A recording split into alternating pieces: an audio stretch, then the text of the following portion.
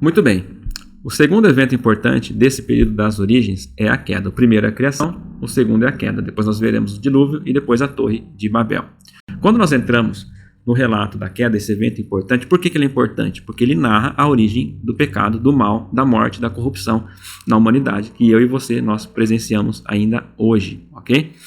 O que nós vemos hoje de maldade no ser humano é resquício e teve origem, né, lá na queda que é narrada em Gênesis capítulo 3. Em Gênesis capítulo 3, nós podemos dividir esse capítulo em duas partes importantes. Em primeira, que é a tentação em si, que é dos versículos 1 até o versículo 6, ok? Então está na tela aí do lado como que aconteceu a tentação. Primeiro surge a serpente, ok? A mais astuta de todos os animais selvagens que o Senhor Deus tinha feito, e ele chega para a mulher e diz, nós sabemos, né? Afinal de contas, essa é uma outra curiosidade, né? Quem é a serpente? Né?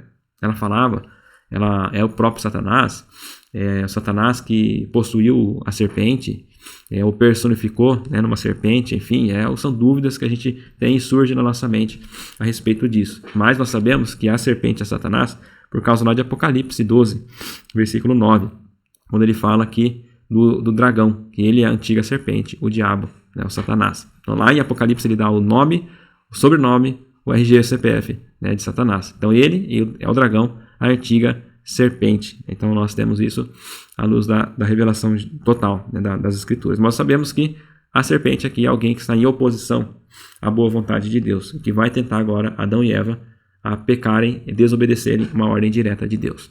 Ele chega para Eva, né, com uma conversinha. É verdade que Deus disse, não comam do fruto de nenhuma árvore do jardim, ok? É de fato isso que Deus disse. Vocês não podem comer de nada, de nenhum fruto. Para isso, nós temos que voltar para a ordem que Deus dá para Adão, lá em Gênesis 2, 16 e 17, que está aí na tela. Qual que é a ordem que Deus dá para Adão? De toda a árvore do jardim, você pode comer livremente, mas da árvore do conhecimento do bem e do mal, você não deve comer, porque no dia em que dela comer, você certamente morrerá. É isso que Deus diz. Deus não diz que você não pode comer de nenhuma fruta do jardim. Agora, Satanás ele faz isso para lançar uma isca de dúvida, de focar naquilo que de fato era proibido. Tirar os olhos de tudo que eles poderiam fazer para focar só naquilo que eles não poderiam fazer. A mulher, no versículo 2 e no versículo 3, ela responde a Satanás. Ela diz, do fruto das árvores do jardim nós podemos comer, mas o fruto da árvore que está no meio do jardim, Deus disse, vocês não devem comer dele, nem tocar nele, para que não venham a morrer. Aqui nós podemos perceber pequenos desajustes, né, na resposta de Eva com relação à ordem que Deus dá, que está na tela de você, na sua tela. Primeiro, Eva se esquece do livremente. Vocês podem comer de todas as árvores livremente, ok? Então, de certa forma, ela está diminuindo a palavra de Deus. E, ao mesmo tempo, ela acrescenta também a palavra de Deus, quando ela diz que vocês não podem comer e nem tocar nele. Né? Na ordem, pelo menos, não está escrito que eles não deveriam tocar no fruto. Obviamente, a ordem que foi dada para Adão, é de que forma chegou para Eva, enfim, né? Nós não sabemos, mas em algum momento, e não é assim criticando, né, a resposta de Eva, tá? Mas é uma coisa sensata. Se é uma coisa que você não pode comer, então nem toque, tá? Porque você vai brincar, né, e chegar no limite ali, eu vou tocar, porque de tocar para você comer é só uma ação a mais. Então, independentemente se é uma ordem acrescentada por Adão ou da própria cabeça de Eva, né, mas é um limite sensato, não toquem no fruto, ok? Mas de certa forma ela acrescentou a palavra de Deus também, e ela diminui, né, para que vocês não venham a morrer, mas Deus disse, certamente você morrerá.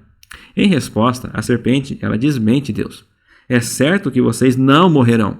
O pai da mentira, que é Satanás, está afirmando que o Deus da verdade está mentindo. É certo que vocês não morrerão. O que vai acontecer? Deus sabe que no dia que dele comerem, os olhos de vocês se abrirão e vocês, como Deus, serão conhecedores do bem e do mal. Não é nada disso não que vai acontecer. Vocês não vão morrer. Os olhos de vocês vão se abrir e vocês vão se tornar conhecedores do bem e do mal, assim como Deus é conhecedor do bem e do mal. E aí nós temos o relato da queda, aí sim a queda em si, porque agora a mulher, sendo tentada pela serpente, okay, ela começa a olhar para aquele fruto que ela disse que ela não poderia nem tocar, ela começa a olhar para aquele fruto com outros olhos e outros desejos também. A mulher, vendo que a árvore era boa para comer, agradável aos olhos e árvore desejável para dar entendimento, tomou do seu fruto e comeu, e deu também ao marido, e ele comeu. Algumas observações interessantes aqui, né? Primeiro, aquele fruto que era proibido, que Eva disse que não poderia nem tocar, ela começou a olhar para ele e viu que aquele fruto era agradável aos olhos e desejável para dar entendimento. Mas, lá em Gênesis capítulo 2, no versículo 9, Deus diz que do solo o Senhor Deus fez brotar todo tipo de árvores agradáveis à vista e boas para o alimento, ok? Então, todas as árvores dos frutos que eles poderiam comer livremente, eles eram agradáveis e boas para o alimento também, ok? Só que Eva ela foi tentada e caiu na isca, né, que Satanás lançou. Porque, afinal de contas, ele conta uma outra mentira. Na verdade, ele oferece alguma coisa que Eva e Adão, eles já têm em Deus. Vocês serão como Deus. Mas espera aí, eles não foram criados à imagem, conforme a semelhança de Deus? Ou seja, eles já eram como Deus, né? Então, Satanás está oferecendo para Adão e Eva não é nada diferente do que eles já tinham, que Deus já havia dado para eles. Deus não é um carrasco, como a serpente está tentando enganar Adão e Eva aqui. Deus não é aquele carrasco que nos proíbe e que só dá coisa ruim para a gente. Não. De todas as coisas boas que Deus havia criado, os frutos eles eram bons ao paladar e agradável. Agradável ao paladar e bom para os olhos, ou vice-versa. Eles já eram como Deus, né? Ou seja, tem uma frase do professor Carlos Oswaldo que ele falava assim, que Satanás, ou o pecado, ele te oferece o que você não pode ter, mas ele vai cobrar um preço que você não pode pagar. E é exatamente isso que acontece aqui com Adão e Eva. Ele oferece o que você não pode ter. Você não pode ser como Deus nessa forma, conhecendo o bem e o mal. Mas, de certa forma, vocês já são como Deus, porque vocês foram criados à imagem de Deus. E Eva cai no pecado, né? Come do fruto e dá para Adão, que come junto com ela. E a ideia aqui é que não é que Adão estava passeando longe, né? E ele chegou e viu ela comendo fruto, ela oferece e não sabia que fruto que era esse. Não. A ideia aqui do texto é que Adão estava junto com Eva no momento que ela foi tentada por Satanás. Adão viu a mentira que Satanás colocou no coração da sua esposa, que afinal de contas antes ele havia elogiado osso dos meus ossos e carne da minha carne, mas ele não fez nada para proteger a sua esposa, né? Viu Eva, né, se atrapalhando, ele não toma a frente para defender, opa, peraí, você está mexendo com a minha mulher, né? Ele simplesmente está vendo, está todo passivo ali vendo, e quando Eva come ele não faz nada, né? E ele come também, ou seja, não era só Eva que estava sendo tentada, era Adão também que estava sendo tentado e também caiu em tentação. A segunda parte que nós vemos aqui do relato da queda é o relato, é a consequência, né? O que aconteceu depois? E a princípio, quando a gente olha para o versículo 7, nós olhamos, será que Satanás tinha razão? Porque afinal de contas, no versículo 7 começa dizendo, então os olhos de ambos se abriram. Foi o que Satanás disse. Só que o resultado disso, vocês serão como Deus, conhecedores do bem e do mal, não trouxe uma satisfação, um prazer, mas muito pelo contrário, trouxe vergonha.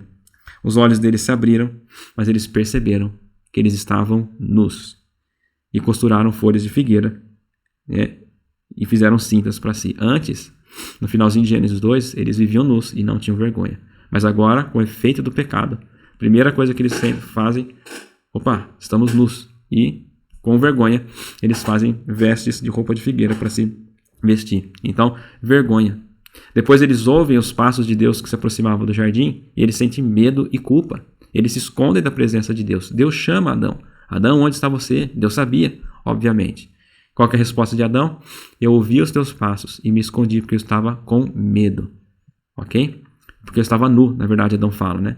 Mas espera aí, Adão não tinha feito roupas de figueira para se cobrir? Mas não adiantou de nada. Ou seja, a solução do homem para cobrir o seu pecado é completamente ineficaz diante de um Deus que é perscrutador, onisciente, que sabe todas as coisas.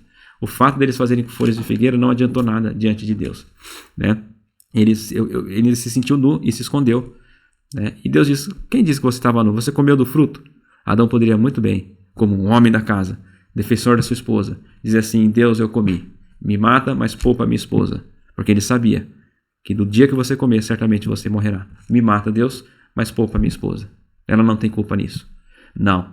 Outra consequência do pecado é a acusação. Foi a mulher que tu me deste. Adão não assume o seu erro. Ainda que a mulher tenha sido culpada também, mas a culpa dele ter comido não é de Eva, é dele mesmo.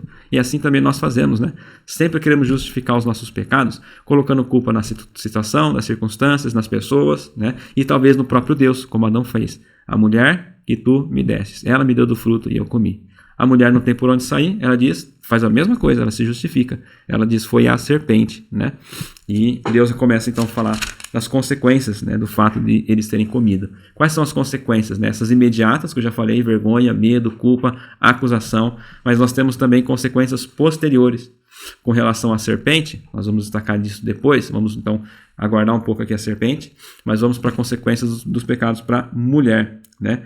Aumentará em muito os seus sofrimentos na gravidez, com dor você dará à luz filhos, e o seu desejo será para o seu marido, e ele a governará. Então, dor, né, no sofrimento na gravidez, né, com dor você dará à luz filhos. Isso não está só no sentido de gestação e do parto, mas, ou seja, criar filhos nesse mundo caído agora vai ser difícil.